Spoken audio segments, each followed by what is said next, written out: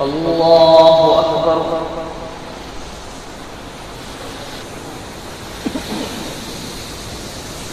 الحمد لله رب العالمين الرحمن الرحيم مالك يوم الدين إياك نعبد وإياك نستعين اهدنا الصراط المستقيم صراط الذين أنعمت عليهم غير المغضوب عليهم ولا الضالين.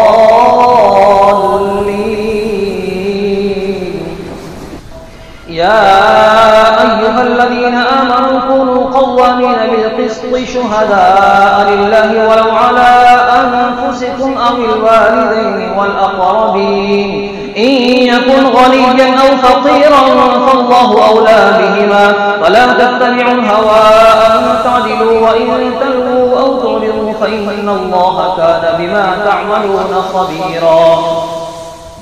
يا أيها الذين آمنوا بالله ورسوله والكتاب الذي نزل على رسوله والكتاب الذي أنزل من قبل ومن يكفر بالله وملائكته وكتبه ورسله واليوم الآخر فقد ضل ضلالا بعيدا. إن الذين آمنوا ثم كفروا ثم آمنوا ثم كفروا ثم ازدادوا كفرا لم يكن الله ليغفر لهم ولا ليهديهم سبيلا. بشر المنافقين بأن لهم عذابا أليما.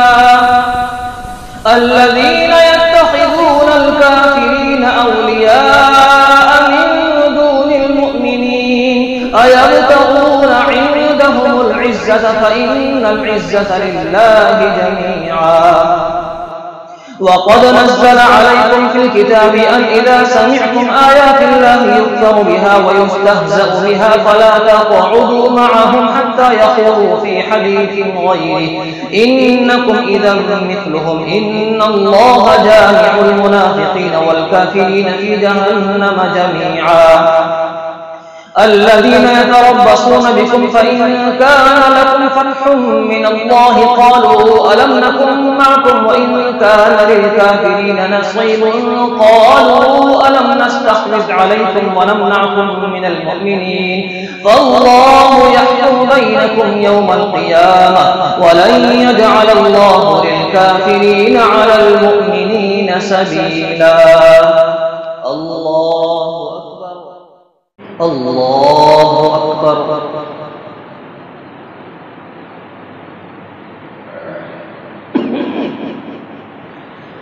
الحمد لله رب العالمين الرحمن الرحيم مالك يوم الدين إياك نعبد وإياك نستعين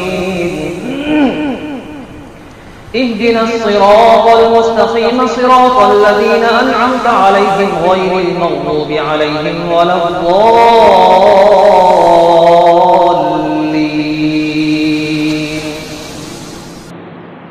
وإذا سمعوا ما أنزل إلى الرسول ترى أعينهم تفيض من الدمع مما عرفوا من الحق يقولون ربنا آمنا فاكتبنا مع الشاهدين. وما لنا لا نؤمن بالله وما جاءنا من الحق ونطمع أن يدخلنا ربنا مع القوم الصالحين. فأثابهم الله بما قالوا جنات تجري من تحتها الأنهار خالدين فيها وذلك جزاء المحسنين. والذين كفروا وكذبوا بآياتنا أولئك أصحاب الجحيم. يا أيها الذين آمنوا لا تحرموا طيبات ما أحل الله لكم ولا تعتدوا إن الله لا يحب المعتدين. وكلوا مما رزقكم الله حلالا طيبا واتقوا الله الذي أنتم به مؤمنون.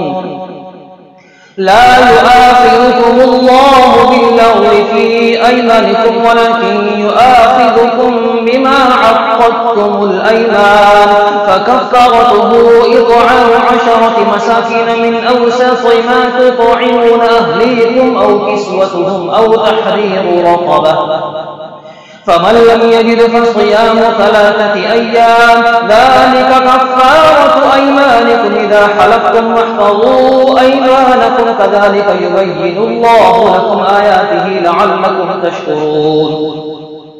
يا أيها الذين آمنوا إنما الخمر والميسر والأنصاب رجس من عمل الشيطان فاجتنبوه لعلكم تفلحون. إنما يريد الشيطان أن يوقع بينكم العداوة والبغضاء في الخمر والميسر ويصدكم عن ذكر الله وعن الصلاة فهل أنتم منتهون. وأطيعوا الله وأطيعوا الرسول واحذروا فإن توليتم فاعلموا أنما على رسول